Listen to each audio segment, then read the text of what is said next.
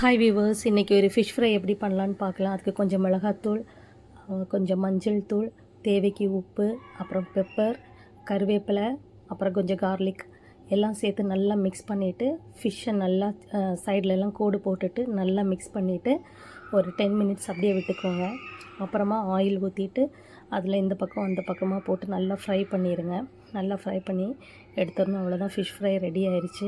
நான் இதை மரவள்ளிக்கிழங்கு கூட வச்சு சாப்பிட்டேன். எங்கள் ஊரில் மரவள்ளிக்கிழங்கு கூட இந்த ஃப்ரை ஃபிஷ் சரியான ஒரு காம்பினேஷனு. அது சாப்பிட அப்படி இருந்துச்சு, அவ்வளோ சூப்பராக இருந்துச்சு. ஃபிஷ்ஷும் ரொம்ப டேஸ்ட்டாக இருந்துச்சு. அந்த மரவள்ளிக்கிழங்கு அப்படியே நல்லா வெந்து உடஞ்சிருச்சு, அவ்வளோ அழகாக வெந்துருச்சு. அது கூட வச்சு சாப்பிட அவ்வளோ சூப்பராக இருந்துச்சு. லஞ்சுக்கு இதை தான் அப்படியே சாப்பிட்டேன். மரவள்ளிக்கிழங்கு சாப்பிட்டாலே வயிறு ஃபுல்லாக இருக்கும், அப்புறம் பசிக்காது.